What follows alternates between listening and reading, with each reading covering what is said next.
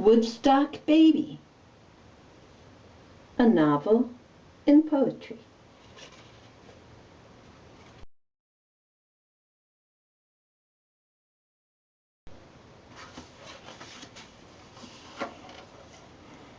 The letter.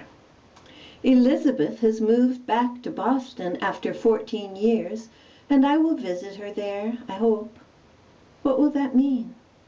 Beth, who sat in the phone booth beside me while I made the appointment for my urine test. Her daughter born 9 months to the day after mine. The Charles. A city wears its river like a necklace, my mother says, for glitter. And I think of this as I walk alone in late night along the esplanade, glorying in all that pink reflected neon, knowing she is wrong.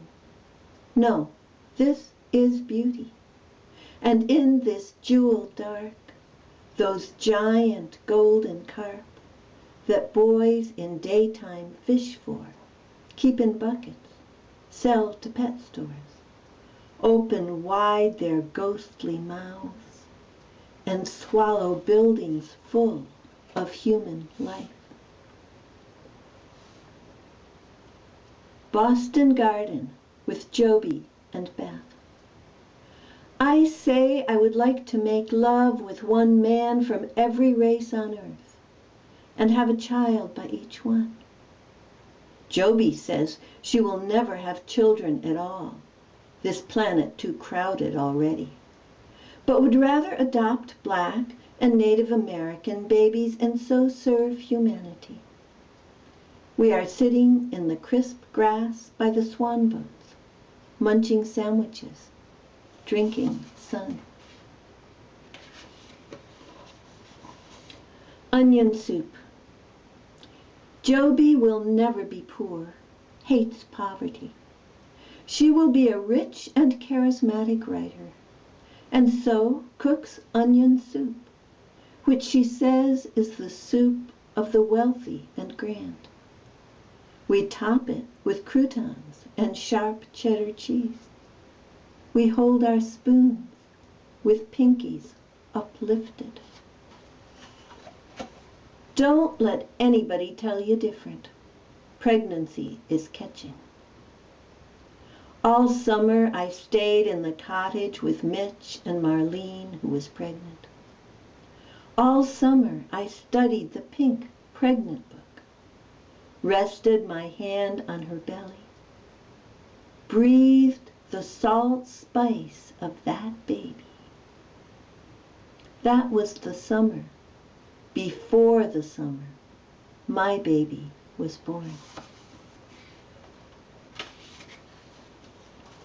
The Ogre in the Closet. That was the summer of Chappaquiddick, of Woodstock, of Man on the Moon. It was the summer of me, the cashier in the Dairy Mart, of Dennisport, Cape Cod, summer of Trico.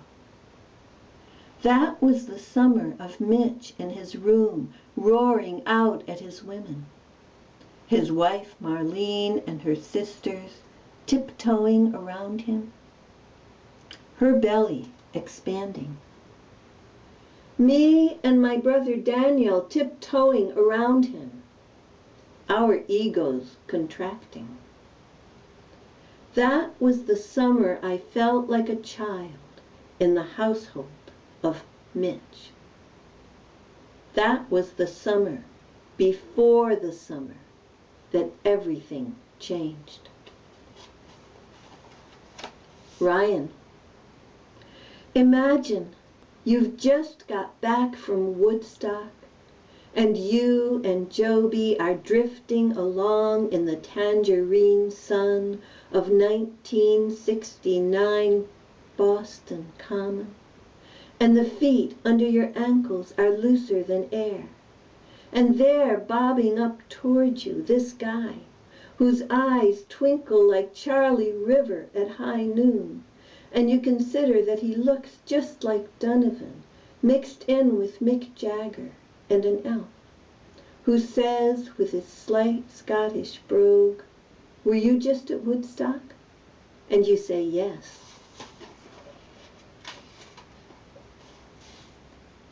Tripping with Ryan at the Boston Tea Party, listening to the Stevie Miller Band.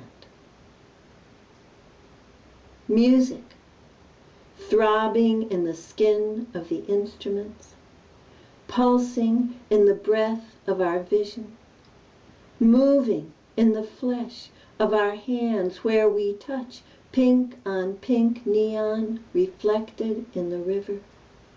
Music that moves like the life underwater. Music that bites in the flesh of our brain, licks at the rough plaster walls of this room, slides over arches into caverns, flutters in the pungent strobe dark of the air where we sit eye to eye, tongue to tongue. Everything is breathing.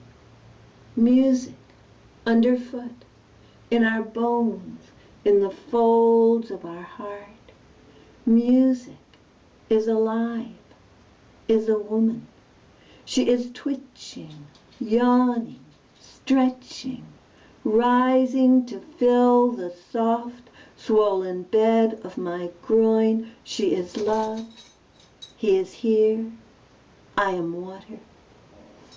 Thank you.